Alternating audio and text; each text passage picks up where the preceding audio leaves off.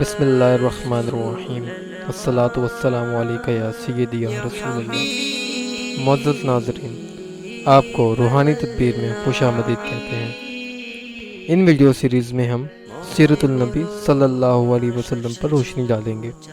ہمارا مقصد ہے کہ ہم آپ کو حضرت محمد صلی اللہ علیہ وسلم کی زندگی کے مختلف پہلوؤں سے آگاہ کریں، جس کی مدد سے ہمارے زندگیوں میں نکھار پیدا ہو جائے اور آخرت کی منزلیں آسان ہو جائیں۔ اگر اس سلسلے میں ہم سے کوئی غلطی سرزد ہو جائے تو براہ کرم ہمیں آگاہ کریں تاکہ ہم اپنی اصلاح کر سکیں۔ انسان ہونے کے ناطے غلطیاں ممکن ہیں اور ہم ان سے سیکھنے کی کوشش کریں گے۔ آپ کی آراء اور تجاویز ہمارے لیے نہایت قیمتی ہیں۔ اللہ سے دعا ہے کہ حضرت محمد صلی اللہ علیہ وسلم کے صدقے ہماری ادنا سی کاوش قبول فرمائے، آمین۔ سیرت النبی صلی اللہ علیہ وسلم، عنوان حضرت محمد صلی اللہ علیہ وسلم کا ستارہ چمکا، پارٹ 5۔ ملک شام کا ایک یہودی عیس مکہ سے کچھ فاصلے پر رہتا تھا۔ وہ جب بھی کسی کام سے مکہ آتا، وہاں کے لوگوں سے ملتا تو ان سے کہتا، بہت قریب کے زمانے میں تمہارے درمیان ایک بچہ پیدا ہوگا، سارا عرب اس کے راستے پر چلے گا، اس کے سامنے ذلیل اور پست ہو جائے گا، وہ عجم اور اس کے شہروں کا بھی مالک ہو جائے گا، یعنی وہ اس کا زمانہ ہے۔ جو اس کی نبوت کے زمانے کو پائے گا اور اس کی پیروی کرے گا، وہ اپنے مقصد میں کامیاب ہوگا۔ جس خیر اور بھلائی کی وہ امید کرتا ہے وہ اس کو حاصل ہوگی، اور جو شخص اس کی نبوت کا زمانہ پائے گا مگر اس کی مخالفت کرے گا، وہ اپنے مقصد اور آرزوؤں میں ناکام ہوگا۔ مکہ معظمہ میں جو بھی بچہ پیدا ہوتا، وہ یہودی اس بچے کے بارے میں تحقیق کرتا اور کہتا، ابھی وہ بچہ پیدا نہیں ہوا۔ آخر جب نبی کریم صلی اللہ علیہ وسلم اس دنیا میں تشریف لائے تو عبد المطلب اپنے گھر سے نکل کر اس یہودی کے پاس پہنچے۔ اس کی عبادت گاہ کے دروازے پر پہنچ کر انہوں نے آواز دی، عیس۔ عیس نے پوچھا، کون ہے؟ انہوں نے اپنا نام بتایا۔ پھر اس سے پوچھا، تم اس بچے کے بارے میں کیا کہتے ہو؟ اس نے دیکھا، پھر بولا، ہاں، تم ہی اس کے باپ ہو سکتے ہو۔ بے شک وہ بچہ پیدا ہو گیا ہے جس کے بارے میں میں تم لوگوں سے کہا کرتا تھا، وہ ستارہ آج طلوع ہو گیا ہے جو اس بچے کی پیدائش کی علامت ہے، اور اس کی علامت یہ ہے، اس وقت اس بچے کو درد ہو رہا ہے، یہ تکلیف اسے 3 دن رہے گی اور اس کے بعد یہ ٹھیک ہو جائے گا۔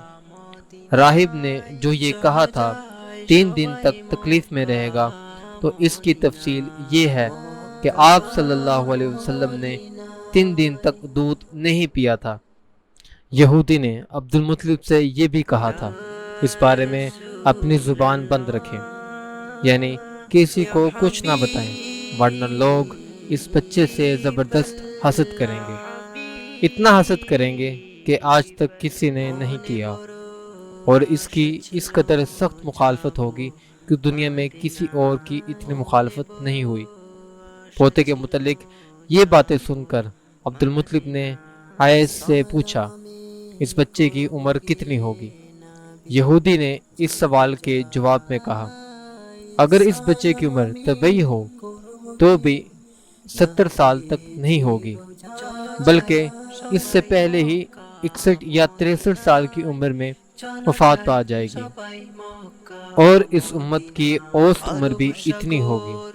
اس کی پیدائش کے وقت دنیا کے بت ٹوٹ کر گر جائیں گے۔ یہ ساری علامات اس یہودی نے گزشتہ انبیاء کی پیش گوئیوں سے معلوم کی تھی، اور سب کی سب بالکل سچ ثابت ہوئی۔ قریش کے کچھ لوگ عمر بن نفیل اور عبداللہ بن حجش وغیرہ ایک بت کے پاس جایا کرتے تھے۔ یہ اس رات بھی اس کے پاس گئے جس رات آپ صلی اللہ علیہ وسلم کی پیدائش ہوئی۔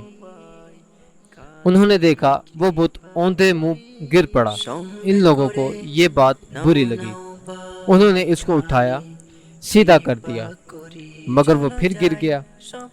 انہوں نے پھر اس کو سیدھا کیا، وہ پھر الٹا ہو گیا۔ ان لوگوں کو بہت حیرت ہوئی، یہ بات بہت عجیب لگی۔ تب اس بت سے آواز نکلی، یہ ایک ایسے بچے کی پیدائش کی خبر ہے جس کے نور سے مشرق اور مغرب میں زمین کے تمام گوشے منور ہو گئے ہیں۔ بت سے نکلنے والی آواز نے انہیں اور زیادہ حیرت زدہ کر دیا۔ اس کے علاوہ ایک واقعہ یہ پیش آیا کہ ایران کے شہنشاہ کسریٰ نوشیروان کا محل ہلنے لگا اور اس میں شگاف پڑ گئے۔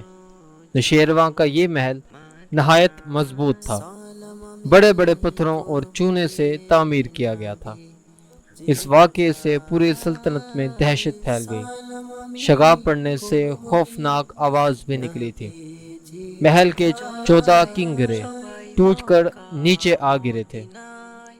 آپ کی پیدائش پر ایک واقعہ یہ پیش آیا کہ فارس کے تمام آتش کدوں کی وہ آگ بجھ گئی جس کی وہ لوگ پوجا کرتے تھے اور اس کو بجھنے نہیں دیتے تھے، لیکن اس رات میں ایک ہی وقت میں تمام کے تمام آتش کدوں کی آگ آنن فانن بجھ گئی۔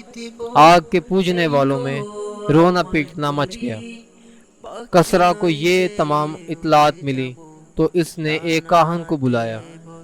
اس نے اپنے محل میں شگاف پڑنے اور آتش کدوں کی آگ بجھنے کے واقعات اسے سنا کر پوچھا، آخر ایسا کیوں ہو رہا ہے؟ وہ کاہن خود تو جواب نہ دے سکا، تاہم اس نے کہا، ان سوالات کے جوابات میرا ماموں دے سکتا ہے، اس کا نام سطیح ہے۔ تو شیروان نے کہا، ٹھیک ہے، تم جا کر ان سوالات کے جوابات داؤ۔ وہ گیا، سطیح سے ملا، اسے یہ واقعات سنائے۔ اس نے سن کر کہا، ایک عصا والے نبی ظاہر ہوں گے جو عرب اور شام پر چھا جائیں گے، اور جو کچھ ہونے والا ہے ہو کر رہے گا۔ اس نے یہ جواب کسریٰ کو بتایا۔ اس وقت تک کسریٰ نے دوسرے کاہنوں سے بھی معلومات حاصل کر لی تھی، چنانچہ یہ سن کر اس نے کہا، تب پھر ابھی وہ وقت آنے میں دیر ہے، یعنی ان کا غلبہ میرے بعد ہوگا۔ پیدائش کے 7ویں دن عبد المطلب نے آپ کا عقیقہ کیا اور نام محمد رکھا۔ عربوں میں اس سے پہلے یہ نام کسی کا نہیں رکھا گیا تھا۔ قریش کو یہ نام عجیب سا لگا، چنانچہ کچھ لوگوں نے عبد المطلب سے کہا، اے عبد المطلب، کیا وجہ ہے کہ تم نے اس بچے کا نام اس کے باپ دادا کے نام پر نہیں رکھا بلکہ محمد رکھا ہے، اور یہ نام نہ تمہارے باپ دادا میں سے کسی کا ہے اور نہ تمہارے قوم میں سے کسی کا ہے؟ عبد المطلب نے انہیں جواب دیا، میری تمنا ہے کہ آسمانوں میں اللہ تعالیٰ اس بچے کی تعریف فرمائے اور زمین پر لوگ اس کی تعریف کریں۔ محمد کے معنی ہے جس کی بہت زیادہ تعریف کی جائے۔ اسی طرح آپ کی والدہ کی طرف سے آپ کا نام احمد رکھا گیا۔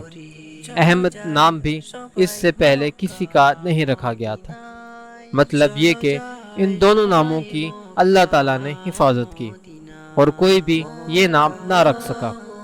احمد کا مطلب ہے سب سے زیادہ تعریف کرنے والا۔ علامہ سہیلی نے لکھا ہے، آپ احمد پہلے ہیں اور محمد بعد میں، یعنی آپ کی تعریف دوسروں نے بعد میں کی۔